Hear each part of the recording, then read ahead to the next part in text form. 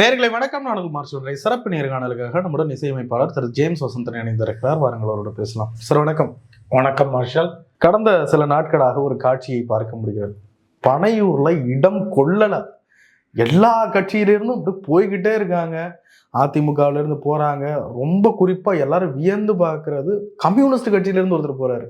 ஒரு தமிழ்நாடு முழுவதும் அறியப்பட்ட ஒரு தலைவர் கம்யூனிஸ்ட் மகேந்திரன் அவர்கள் போய் சேர்றாரு. அதிமுக முன்னாள் அமைச்சர்கள் கேட்ல காத்து கடந்து போறாங்க. எம்எல்ஏ பதவி ராஜினாமாக்கள் தொடர்றது எப்படி பாக்குறீங்க? அதிமுகல இருந்து போற எம்எல்ஏஸ் போறத நம்மளால முழுமையா புரிஞ்சுக்க முடியுது, ஏத்துக்கல. ஏன்னா அதிமுக எப்படிப்பட்ட கட்சி நமக்கு தெரியும். அதுல எவ்வளவு பேருக்கு ஊழல் வரலாறு இருக்கு, எத்தனை பேர் வழக்குகள்ல சிக்கி இருக்கிறாங்க. அவங்க அதை செய்யறதுல எனக்கு ஒன்றும் பிரியவே இல்லை. கம்யூனிஸ்ட் பார்ட்டிலையும் அதுல இருக்கிறவர்களையும் ரொம்ப உயர்வா நம்ம எல்லாரும் வச்சிருக்கிறோம். இப்போவும் அது உண்மையானவர்கள் பெரும்பாலானோர் அப்படிதான். ஒரு சிலர் உள்ள அப்படி இருந்திருக்கலாம். நேற்று இதை பார்த்த உடனே மகேந்திரன் அங்கே போய் இணைந்தாருன்னு எனக்கு பேர் எதிர்ச்சி. என்னன்னா கம்யூனிஸ்ட்ல இருக்க ஒருத்தர் போய் இப்படி ஒரு இந்த கட்சியில சேர்வாரா அப்படின்னு பார்க்கும்பொழுது அதில் ஏதோ தவறாக இருக்கேன். அப்புறம் தான் எனக்கு தெரிய வருது அவர் ஏற்கனவே கையரிப்பு உள்ளவர்னு.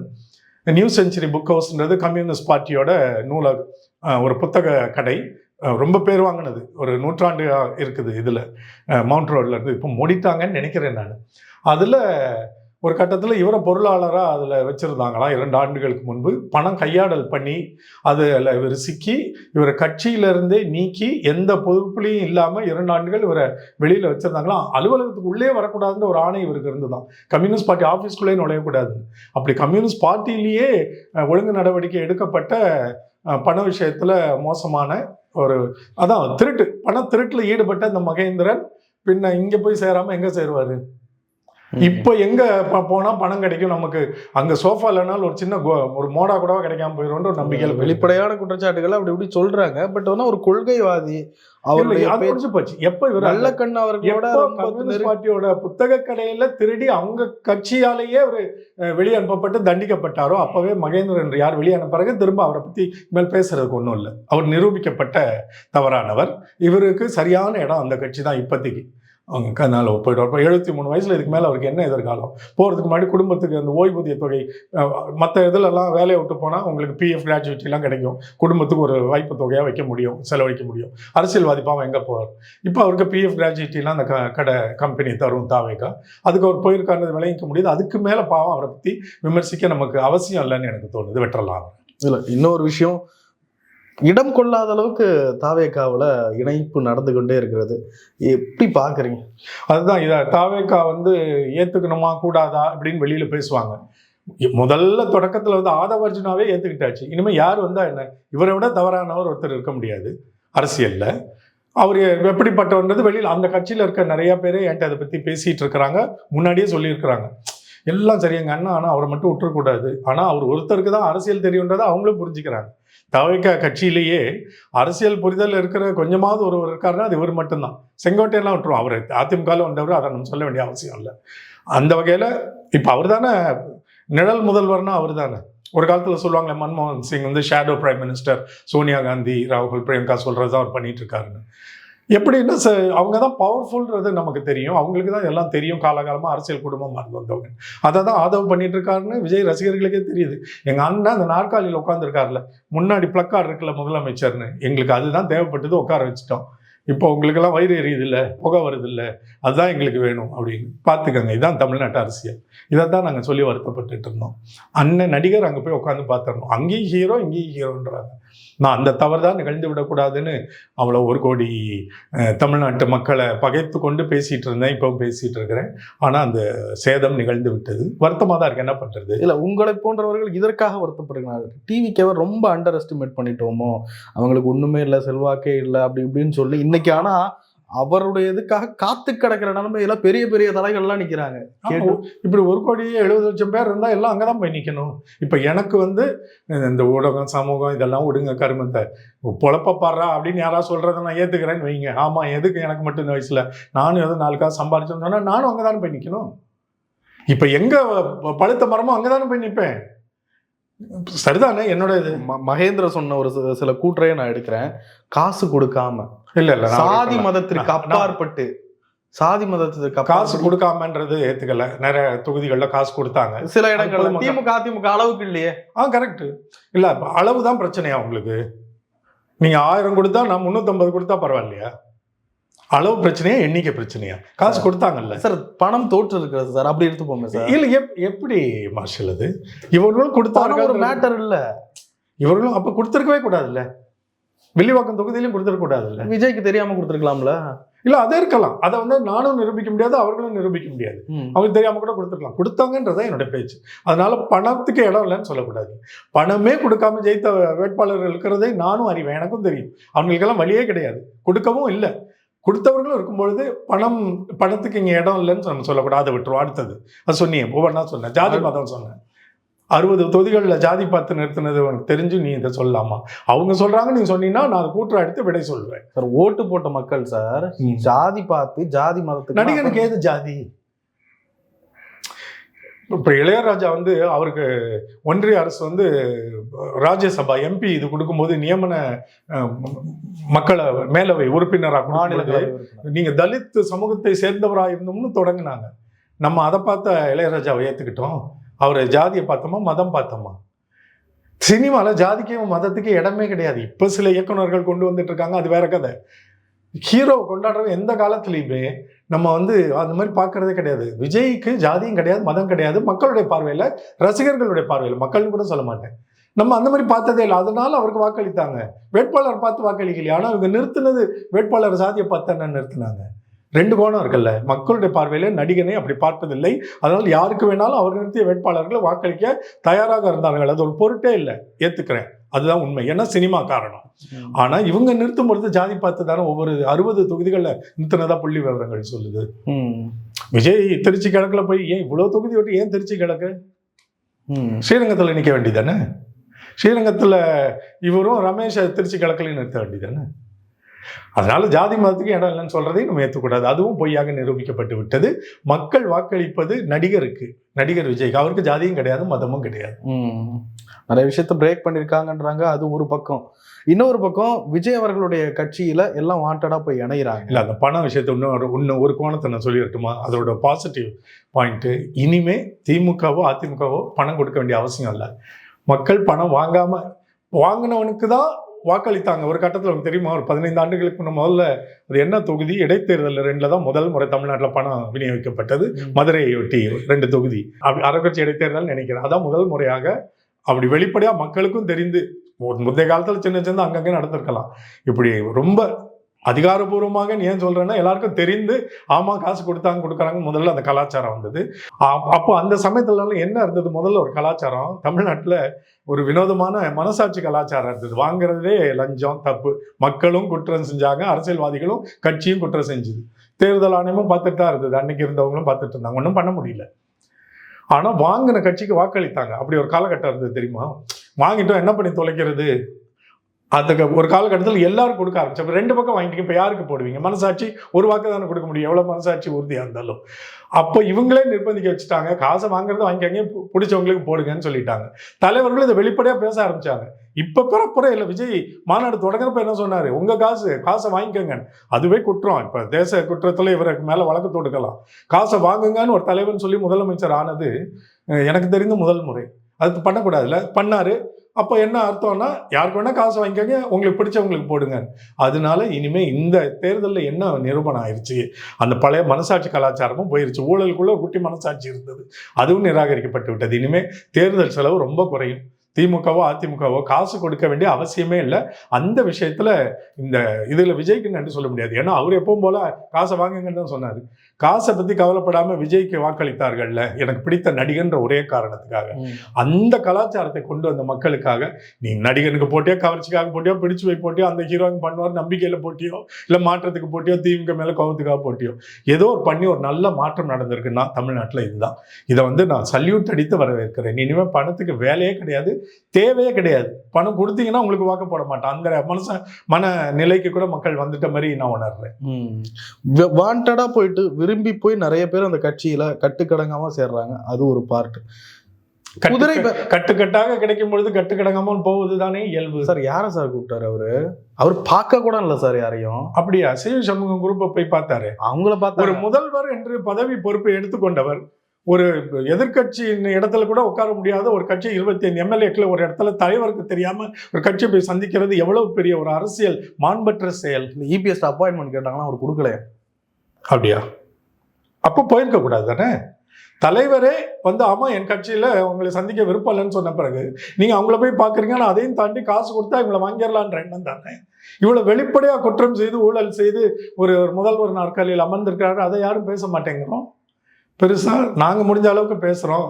பல பெரிய ஊடகங்கள் அமைச்சரவையில பங்கு கொடுத்தாங்களா இல்ல வேற எதுவும் வெகுமதி கொடுத்தாங்களா? இல்ல அதுக்கப்புறம் என்ன நடந்ததுன்னு தெரியும்ல. அமைச்சரவையில் இடம் கிடைக்கும்னு நினைச்சுதானே அவங்க வந்தாங்க. அதனாலதான் நம்பிக்கை வாக்கெடுப்புல அவங்க இவருக்கு வாக்களித்தாங்க. அதற்கு பிறகு நாடகங்கள் நடந்து வேற மாதிரி கதை மாறி போச்சு. இவர் எதற்காக போய் பார்த்தாரு? ஏன் அங்க என்ன சோஃபா, மறுபடியும் அங்க ஒரு சோஃபா போச்சு. சோஃபா அரசியலை சொல்லி அவருடைய ரசிகர்களே சிரிக்கிறாங்க. வெளியில எழுத மாட்டாங்க, பேச மாட்டேன்றாங்க. நிறைய பேர் என்கிட்ட பேசிட்டு இருக்காங்க. நட்பு வட்டாரத்துல பலர் இருக்கிறாங்கன்னு அவங்களுக்கே தெரியுது. ஆமா சார், திமுக வேற மாதிரி பண்ணாங்க, அதிமுக வேற மாதிரி பண்ணாங்க, எங்காலும் சோஃபா வழியா பண்ணாருன்னு அவங்க சொல்றாங்க. இது எல்லாருக்கும் தெரியுது. இப்போ தேர்தல் ஆணையம் வந்து ஆர்கே நகர்ல டிடிவி தினகரன் வேட்பாளரா இருந்தப்போ பெரிய அளவில் பணம் விநியோகிக்கப்பட்டது. இந்த தேர்தலே ரத்து பண்ணாங்கல்ல, அப்ப பணம் விநியோகிக்கப்பட்டதுன்ற ஆதாரபூர்வமா அவங்ககிட்ட உறுதி நிரூபணம் எவிடன்ஸ் இருந்தனால்தான் தேர்தலை நிராகரிச்சாங்க. ஏன் யார் மேலேயும் நடவடிக்கை எடுக்கல? எல்லாமே இங்க நாடகம் தான். ஒன்றிய அரசும் நாடகம் ஆடும். தேர்தல் அரசியல்னு வரும்பொழுது எல்லாமே ஏமாத்து. மாற்றம்னு சொல்லிட்டுலாம் அவங்க வாக்களிக்கிறாங்களா? மாற்றம்லாம் ஒன்றும் இல்லை. இப்போ அந்த 3 நாள்ல சிஎம்டியில் 100 கோடிக்கு மேலே 110 சாங்ஷன்ஸ் பில்டிங் அப்ரூவல் சரசரன்னு கொடுத்து 100 கோடிக்கு மேலே பணம் கைமாறி இருக்கு, ஊழல் நடந்திருக்குன்னு சொல்றாங்களே. அப்போ ஊழலற்ற ஆட்சின்னு இவங்க சொன்னதை எப்படி அது நடக்க சாத்தியம் இல்லை? நம்ம முதல்ல இருந்தே சொல்லிட்டு இருக்கலாம். அரசியலையும் ஊழலையும் பிரிக்க முடியாது, வெவ்வேறு விதங்களில் பண்ணுவாங்க. இவர் சோஃபால தொடங்கினாரு, இப்போவும் எம்எல்ஏக்களை விலைக்கு வாங்கிட்டு இருக்காரு. இப்போ பலர் போய் ஏன் வாசல்ல காத்து கிடக்குறாங்க? முன்னாடி அமைச்சராக இருந்தவங்க எல்லாம் கேட்டுக்கு வெளியில ஏன் நிற்கிறாங்க? மானத்தையும் வெட்கத்தையும் விட்டு. அந்த அளவுக்கு உங்களுக்கு சன்மானம் வருது இல்லை? அப்போ பணம் பெருசானா பணம் பெருசு தானே. அது நம்ம பார்த்தவங்க தானே மனித சமூகத்தில். உனக்கும் பணம் தேவை தானே, எனக்கும் தேவை தானே. பணத்தோட அருமை நமக்கு எல்லாம் தெரியும்ல. நம்ம ஓரளவுக்கு நியாயமான வழியில சம்பாதிச்சு அதுல நிறைவா இருப்போம். அவங்களுக்கு அளவுக்கு அதிகமாக தேவைப்படுறாங்க. மானத்தை வித்து இப்படிதான் போய் வாசல்ல கட்டுக்கட்டா நிற்பாங்க. சார் அவங்கள்ட்ட என்ன சார் இப்போதான் சார் ஆட்சிக்கு வந்துடுறாங்க, எங்கே சார் பணம் இருக்குது? இன்னொன்று நான் கேட்குறேன், அவங்களுக்கு பதவி வேணும். மேபி பதவி ஆசைக்காக போயிருக்கலாம்னு சொல்லலாமே. தாவேக்கா இப்போ தான் வந்த கட்சி, இவ்வளோ பெரிய டெவலப்மெண்ட்டோட இருக்குது. ஃபஸ்ட்டு போனால் நம்ம ஒரு முக்கிய பொறுப்பு எடுத்துக்கலாம், அந்த ஆசை கூட இருக்கலாம்ல. அது தப்பு சொல்ல முடியாதுல்ல. ஆமாம், பதவி is equal to power and money தானே. பதவிக்கு வந்தால் மக்களுக்கு சேவை செய்ய முடியும், அவ்வளோதானே. மக்களுக்கு சேவை செய்யணும் வந்து அரசியல்வாதி ஆகணுன்ற அவசியம் கூட இல்லை. அதெல்லாம் நம்ம பேச வேண்டாம். அப்படி பேசி மக்களுக்கு நம்மளே அப்படி வந்து அப்படிலாம் இருக்கலாம்னு சொல்லி நேரத்தை நடிக்க வேண்டாம். என்ன தொலைக்காட்சி விவாதங்கள் எல்லாம் எல்லாருக்கும் தெரியும். நம்ம எல்லாருமே ஏமாத்து பேச்சு தான் போலித்தனமா பேசிட்டு இருக்கோம்னு உண்மை 5 பேருக்கும் தெரியும் பேசுறவர்கள். ஆனா வெளிப்படையா அவன் பேசுவோம்ல, நம்ம அதை பேசுறவர்ல. இன்னைக்கு உண்மை அரசியலையும் சமூக யதார்த்தத்தையும் உண்மைகளையும் உடைத்தெறிந்து ஓப்பனா பேசுற ஒரே இடம் யூடியூப். உங்களை மாதிரி ஆளுங்களுக்கு தான் நாங்களாம் நன்றி சொல்லணும். மெயின் ஸ்ட்ரீம் ஊடகங்கள்லாம் அரசு விளம்பரங்களை நம்பி இருக்கிறனால பல விஷயங்களை மூடியும் மறைத்தும் திரித்தும் மிகப்படுத்தியும் பொய் சொல்லி பேச வேண்டிய வணிக கட்டாயத்துக்கு ஆளானவர்கள். யூடியூபுக்கு அதெல்லாம் அவசியமே இல்லை. உங்களுக்கு ஒரு அரசு விளம்பரமும் வராது. நீங்கெல்லாம் உண்மையை சொல்லி அந்த மாதிரி, ஆனால் உண்மையை சொல்லி அதை மிகப்படுத்தி தம்ப்நெயில் போட்டாதான் நமக்கு பார்க்குறவங்களை கொண்டு வர முடியும். ஆனால் பொய்யா எதுவும் சொல்றது இல்லை. அந்த மலிந்த சில யூடியூபர்ஸ் விட்டுரும், அவங்களுக்கு ஏதாவது பண்ணணும், வியூஸ் கிடைக்கணும்னு ஏதாவது பண்ணுவாங்க. பட் உங்களை மாதிரி நிலையான யூடியூப் ஊடகவியலாளர்கள் தான் எல்லா உண்மைகளையும் வெளியே கொண்டு வர்றவங்க. உங்க வழியா இதெல்லாம் வரும். நாங்கள் அதனால தான் இங்கே ஓப்பனாக பேச முடியுது. இது தொலைக்காட்சியில் நான் உட்காந்து இப்படி பேசினதை எடிட் பண்ண போட்டுருவாங்களா? லைவ்ல என்னை கூப்பிட மாட்டாங்க, நான் போகிறதும் இல்லை. ஏன்னா போனால் நான் இந்த மாதிரி இப்போ ஒரு பேரை சொன்னேனே, அதை நாங்கள் சொல்ல முடியுமா? சொல்ல விடுவாங்களா? Thanks to YouTube journalism. அதனால தான் வெளிப்படையாக பேசணும்னு சொல்ல வரேன். நம்மளும் பாலிஷ்டா அப்படி மறைச்சு தெரிச்சு பேசிட்டே போகக்கூடாது. அரசியல்ன்றது சேவைக்கு தானே வராங்க, பதவிக்கு தானே வராங்க. பதவிக்கு வர்றதே அதிகாரத்துக்கும் பணத்துக்காக தானே. இப்போ தாவேக்கா வந்து இப்படி பணத்தை வாரி அடிச்சு இறக்காம இத்தனை பேர் வந்து நிற்க மாட்டாங்க. எல்லாருக்கும் கொடுத்தது யோ எனக்கும் குடியான்னு தான் அங்கே போய் நிற்கிறாங்க. இவர் போய் அதிமுக எம்எல்ஏக்கள் இத்தனை பேர் சந்தித்து அவர்களுக்கு வாக்குறுதி கொடுத்தது 5-6 எம்எல்ஏக்கள் வந்து, ஏன்னா அவருக்கு தனிப்பெரும்பான்மை இல்லாமல் பல விஷயங்களை சாதிக்க முடியாது. 5 ஆண்டுகள் நிலைச்சு நிற்க முடியாது, அது தெரியும். அதை சரி பண்ணிட்டு அப்புறம் மற்றதெல்லாம் பார்க்கலான்னு தான் அங்கே இருக்கிற சில அரசியல் குள்ளநரிகள் தந்திரசாலிகள் உள்ள இருக்காங்களே இவருக்கு வியூக அமைப்பாளர்களா, அவங்களுடைய அறிவின் பேரில் அவங்க தான் பண்ணிட்டு இருக்காங்க. இதெல்லாம் பெரிய விஜய்க்கு தெரிய வாய்ப்பு இல்லை. ஏன்னா அவருக்கு அரசியலுடைய எந்த பரிமாணமுமே புரியாது, தெரியாது. இப்பதான் கத்துக்கிட்டு வர்றாரு. முதலமைச்சராக அமர்ந்து கற்றுக்கொள்கிற ஒரு வாய்ப்பை கொடுத்த அருமையான அறிவார்ந்த தமிழ் மக்கள் 1,70,00,000 பேர் உலகத்திலேயே இந்த மாநிலத்தில் மட்டும்தான் இருக்க முடியும். அவர் இப்பதான் ஒன்னா கத்து கொடுத்துட்டு இருக்கிறாங்க. பெரும்பான்மையான சிறுபான்மையின ஓட்டுகள் திமுக கிட்ட இருந்து வெளியில போயிட்ட மாதிரி பார்க்க முடியுது. நீங்க சொல்லியிருந்தீங்க, முதல்ல விமர்சிச்சிருந்தீங்க, கிறிஸ்தவன்னு பார்த்து விஜய்க்கு ஓட்டு போட்டா அது மிகப்பெரிய தப்பு அப்படின்னு ரொம்ப மோசமான வார்த்தைகள் கூட சொல்லியிருந்தீங்க. ஐயோ, மோசமான விமர்சிச்சிருந்தீங்க. இல்ல, என்ன மோசமான வார்த்தை? மோசம், அது ரொம்ப கேவலங்க அப்படின்னு சொல்லுவாங்க. கேவலம், கேவலம், ரொம்ப கேவலங்க, அசிங்கங்க அப்படின்னு சொல்லுவாங்க. பட் இன்னைக்கு அப்படிதான் போயிருக்கு போல. ஆமாம், அப்படிதான் போயிருக்கு. ஸோ அந்த கேவலம் நிகழ்ந்து விட்டது இல்லை, அதான் நிரூபணம். நான் பரப்புரைக்கு முன்னாடி, தேர்தலுக்கு முன்னாடி என்ன சொன்னோன்னா அதெல்லாம் நிஜமாகி விட்டது. நேற்று மதியம் 3:30 மணி போல் ஒரு நிகழ்ச்சிக்கு போகிறதுக்கு முன்னாடி திருச்சியிலேருந்து ஒரு நல்ல கிறிஸ்தவ பெண், எனக்கு தெரிஞ்சு ஒரு 30-32 வயது இருக்கலாம், என்னோட நான் 15 இருந்த தாவைக்கா மேலே விமர்சனம் வைத்த ஒரு கட்டுரைக்கு கீழே என்னை வந்து பண்போட நாகரிகத்தோட, ஒன்றும் தவறான வார்த்தையெல்லாம் இல்லை, ஆனால் பேரை பார்த்தாலே தெரியுது நிச்சயமாக ஒரு நல்ல ஒரு believing Christian, practical Christian family. அதனால நான் தனியாக போய் மெசஞ்சரில் அந்த பண்ணுக்கிட்டு, அம்மா இவ்வளோ இப்படி ஒரு குடும்பத்தில் இருந்துட்டு ஒரு கிறிஸ்தவ பண்ண வந்துட்டு இப்படி போய் நீ பேசலாமான்னா வெறித்தனமாக ரசிகையாக இருக்குது விஜய்க்கு அந்த பெண். நான் ரொம்ப அதிக படங்கள் பார்த்ததே இல்லை. நான் வந்து விஜயோட படம் எனக்கு தெரிஞ்சு 2-3 தான் இது வரைக்கும் பார்த்துருப்பேன்னு நினைக்கிறேன் வாழ்க்கையிலேயே. எனக்கு விஜய் மேலே ஒரு கோபமோ வெறுப்போ இல்லை. வர்றதுக்கு என்ன காரணம்? ஒன்றுமே இல்லை. விஜய் அரசியலுக்கு வரேன்னு சொன்னோடனே ஆதரித்த முதல் செலிபிரிட்டி நான் தானே. அந்த வீடியோ சாட்சியே இருக்குது. நேற்று தான் ஒருத்தர் எனக்கு அனுப்பிச்சுட்டான், என்ன சார் இப்படி பேசுன நீங்களா இன்னைக்கு இவரை இப்படி கண்டெம் பண்ணுறீங்க? நான் I'm not condemning, I'm only criticising அவர் பண்ணுற தவறுகள்னு சொல்லி நான் தான் சொன்னேன். விஜய் வந்து எத்தனை கோடிகள் வாங்குறாருன்னு ஓரளவுக்கு சமூக வெளியில் எல்லாருக்குமே தெரியுது, முன்ன பின்ன இருக்கலாம். இவ்வளவு சம்பாதித்து இவ்வளவு உயரத்தில் நம்பர் 1ல உறுதியாக நிற்கிற ஒரு ஆள் அதை விட்டுட்டு அரசியலுக்கு வரேன்னா உண்மையாலுமே ஏதோ செய்ய நினைக்கிறான்டா அப்படின்னு நான் ஒருத்தன்ட்ட, எனக்கு ரொம்ப தெரிஞ்ச ஒரு ஜேர்னலிஸ்ட்டுக்கிட்ட யூடியூப் இதெல்லாம் அவன்கிட்ட தான் பேசியிருந்தேன் 2.5 years ago. அதனோட ரீலாக போட்டு அது பயங்கர வியூஸ் போயிட்டு இருக்கு, மில்லியன் வியூஸ். அதை எனக்கு அனுப்புனாங்க. அப்போ நான் தான் அவரை வரவேற்றேன். முதல்ல எனக்கு விஜய் மேலே ஒன்றுமே கிடையாது. அவரோட படங்களை யாரையுமே ஓடி ஓடி போய் பார்க்குற பழக்கம் கிடையாது. ஒரு படம் ரஜினி படமோ அஜித் படம்லாம் நிறைய பார்த்ததே கிடையாது. நான் ரொம்ப வருஷம் ஆச்சு ஒரு படம் பார்த்து. கண்ணான கண்ணே வந்தது, அந்த படம் தான் நான் அஜித்தோட கடைசியாக பார்த்தது. விஜயோடது வந்து ஏதோ ஒரு படம். யாரு மேலே கோபம் வெறுப்புக்கோ அவசியமே இல்லையே. அவங்கெல்லாம் நடிகர்கள். நான் ஆராதிக்கிறதும் இல்லை, தூஷிக்கிறதும் இல்லை, வெறுப்புக்கெல்லாம் காரணமே இல்லை. அவர் சினிமாவை தாண்டி பேச ஆரம்பித்து முதல் மாநாடு அவரோட பேச்சை கேட்ட உடனே தெரிஞ்சு போச்சு அவர் தவறான ஆள்.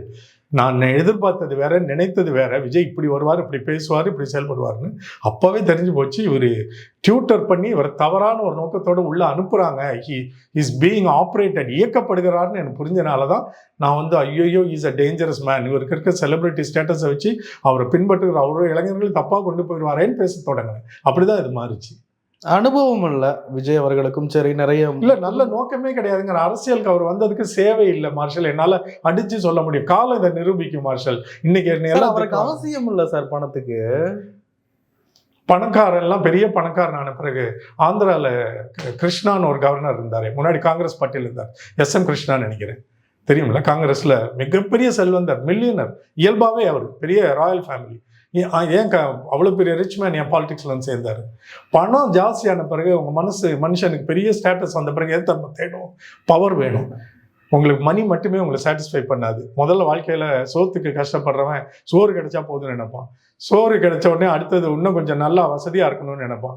வசதி வந்தோடனே இன்னும் பணம் வேணும்னு நினைப்பான். நிறைய பணம் வந்த பிறகு அதிகாரத்தை தேடி தான் மனுஷனுடைய மனசு ஓடும். அதில் தான் விஜய் வந்து இவங்க வசியம் பண்ணாங்க. அந்த நெய்வேலியில் இவர் படப்பிடிப்பில் இருக்கும்போது போய் ஒரு IT ரைட் நடந்து அவரை வண்டியில் அழைச்சிக்கிட்டு வந்ததே இன்றைக்கி கூட இருக்கிற IRS அருண்குமார் தான். அவர் மூலமாக தான் அந்த தகவல் அவருக்கு மிரட்டல் வழியாக, செல்ல மிரட்டல், இப்படி ஒரு மாதிரி நீ சொல்கிற மாதிரி பண்ணிட்டீங்கன்னா உனக்கும் வசதி, நாளைக்கு நீயே பெரிய ஆளாயிடலாம்ப்பா, உனக்கு பிரச்சனையும் வராது அப்படின்னு சொல்லி. இதுதான் மிரட்டல்னா எல்லாம் நினச்சிக்குவாங்க, ரொம்ப ஒரு மிரட்டி கத்தியை காட்டி துப்பாக்கி காட்டி மிரட்டுறது.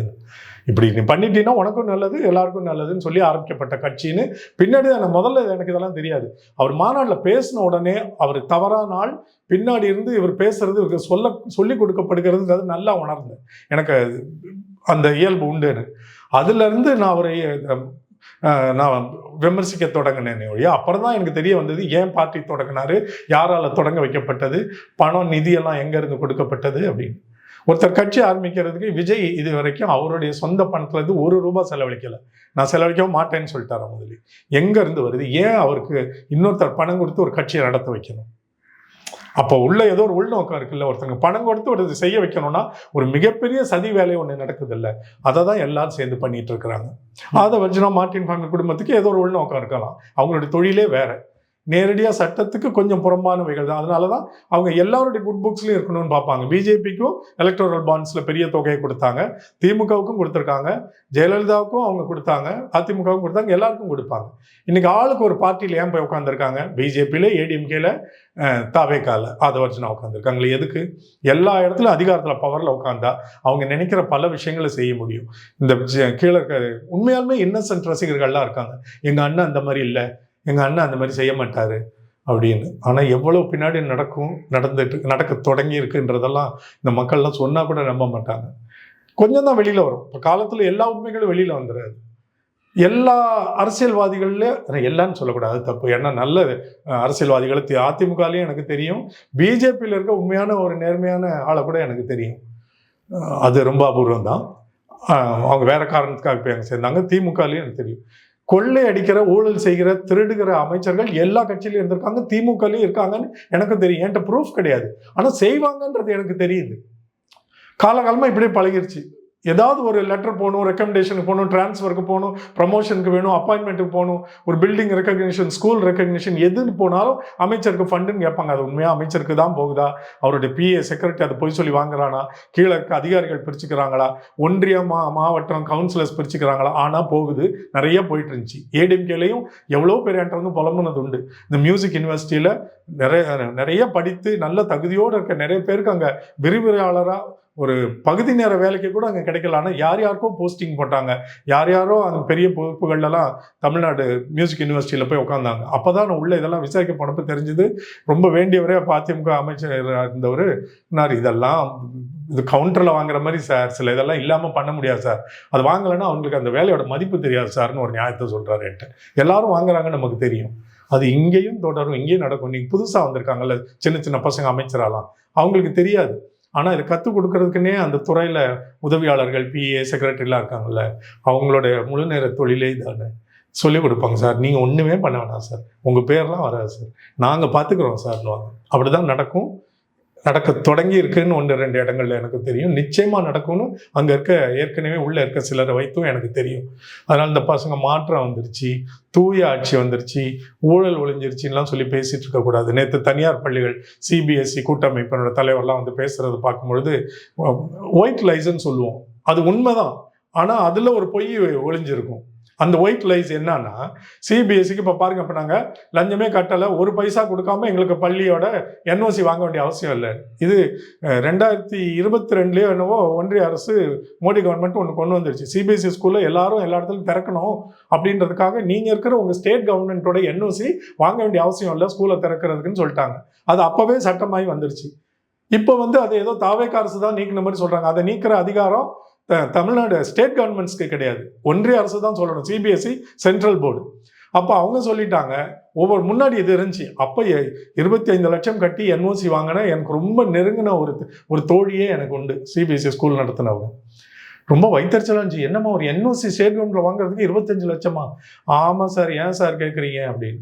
அது ஏன்னா அப்போ ஒன்றிய அரசு அப்படி ஒரு சட்டம் வச்சிருந்துச்சு. சிபிஎஸ்சி ஸ்கூல் ரெக்கக்னிஷன் நீங்கள் இங்கே வாங்கணும்னா லோக்கல் ஸ்டேட் கவர்மெண்ட்டோட கிளியரன்ஸ் வரணும், நோ அப்ஜெக்ஷன் சர்டிஃபிகேட். அந்த என்ஓசியை கொடுக்கறதுக்கு ஸ்டேட் கவர்மெண்ட்டில் இருக்க அமைச்சர் மூலமாக இவங்க 25 லட்சம் ஒவ்வொருத்தர்ட்டையும் வாங்கிட்டு இருந்தாங்க. இதை பார்த்தாங்க, ரொம்ப ஆடுறாங்க. ஸ்கூல்ஸும் திறக்க முடியல அவங்களுக்கு. சிபிஎஸ்சி வழியாக அவங்களுக்கு வேற திட்டம், எதிரி நண்பன் மாதிரி. அவங்களுக்கு சிபிஎஸ்சி நிறைய பேருக்கு பண்ணணும், மும்மொழியை கொண்டு வரணும். இப்போ கொண்டு வந்துட்டாங்கல்ல, கம்பல்சரி ஆக்கிட்டாங்கல்ல, 8th 9th இது 3 லாங்குவேஜ் படிக்கணும்னு.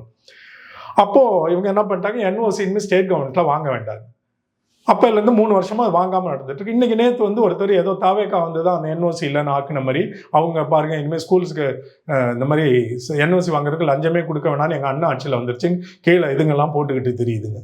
இதுங்களுக்கு அரசியலும் தெரியாது, ஒன்றையும் தெரிஞ்சுக்கவும் முயற்சி பண்ணாதுங்க. அது நான் என்ன சொல்ல வரேன்னா, அப்படி தூய ஆட்சின்லாம் ஒன்றும் பாசிபிள் இல்லை. சில இடங்களில் செய்ய முடியும், அதை திமுக அரசும் பண்ணிச்சு. நிறைய இடங்கள்ல எல்லாத்தையும் ஆன்லைனில் டிஜிட்டைஸ் பண்ணி கொண்டு வந்தாங்களே, அப்ளிகேஷன்லேருந்து நீங்கள் சாங்ஷன்லேருந்து எல்லாமே ஆன்லைன் ஆச்சு, அதில் கொடுக்க வேண்டிய அவசியமே இல்லையே. ரிஜிஸ்ட்ரேஷன் பத்திரப்பதிவு துறையில தானே இருக்கிறதுலே அதிகமான லஞ்சங்கள் கொடுக்கல் வாங்கல் இருந்தது. அதை எடுத்துட்டாங்கன்னா உண்மையாலுமே ஒரு பெரிய அரசு தான். இதை அரசு ஓரளவுக்கு தான் கட்டுப்படுத்த முடியும். இங்க இருக்கிற பக்கத்துல இருக்கிற பத்திரப்பதிவு துறை அலுவலகத்துக்கு போனா அங்க நிறைய லேயர்ஸ் ஆஃப் ஏஜென்ட்ஸ் இருக்காங்கன்னு எல்லாருக்கும் தெரியும். சொந்த வீடு நிலம் வாங்கினவங்களுக்கோ, கஷ்டப்பட்டு அங்கங்க லோனை வாங்கி வீடு கட்ட போறவங்களுக்கோ தேவையில்லாத ஒரு வீணான தொகை எங்கன்னா பத்திரப்பதிவு துறையில. வெளியில பத்திரம் எழுதுறவன்ல இருந்து வாசல்ல கதை திறந்து ஐயா உள்ள உட்காந்துருக்காங்கன்னு குமாஸ்தா உள்ள அனுப்புறானே, அவன்ல இருந்து எல்லார் மூலமாவும் ஏஜென்ட் அந்த பணம் கொடுத்து தான் ஆகணும். ஆன்லைன்ல அப்ரூவல் வந்துடும். அந்த அப்ரூவல் கொடுக்கறதுக்கு இங்க நீங்க கொடுத்தாதான் நடக்கும். இப்பவும் கேளுங்க, இதை யாரும் வெளியில ஆமான்னு கொடுத்தேன்னு சொல்ல முடியாது. ஏன்னா கொடுக்கறது சட்டப்படி குற்றம். அவன் மேல் நடவடிக்கை எடுத்தா கொடுத்தவங்க மேலேயும் குற்றம். இல்ல முன்னாடியே விஜிலன்ஸ்க்கு நான் கொடுக்க போறேன் வந்து பிடிச்சிக்கங்கன்னு சொல்றவங்க தப்பிச்சிடலாம். ஏற்கனவே கொடுத்தவங்க யாரும் வாய் திறக்க மாட்டாங்க. ஆமா நான் கொடுக்கல இந்த அரசு வந்த பிறகு. கொடுக்காதவங்க வேணா சொல்ல முடியும், கொடுத்தவங்க ஒரு நாளும் சொல்ல முடியாது நான் கொடுத்தேன். இந்த உண்மைகள் ஒரு நாள் வெளியே வராது. முதல் 3 மாசம் அப்படிதான் இருக்கும், 6 மாசம் இருக்கும், 1 வருஷம் கழிச்சு பத்திரப்பதிவு துறையிலையும் ஆர்டிஓலையும் காசு போறது போய்கிட்டே இருக்கும். அன்னைக்கு ஒரு பையன் யங்ஸ்டர் 27, 28 இயர்ஸ் கார் ஓட்டிட்டு தான் நான் கூட போயிட்டு இருக்கேன் ஒரு ப்ரோக்ராமுக்கு. என்னடா அப்படி ஓட்டுற உனக்கெல்லாம் எவன்டா லைசன்ஸ் கொடுத்தான்னு. சார் லைசன்ஸ்க்கெல்லாம் ஆர்டிஓ ஆஃபீஸ்க்கே போகல சார், நான் எனக்கு அவங்களே போய் வாங்கிட்டு வந்து கொடுத்துட்டாங்க.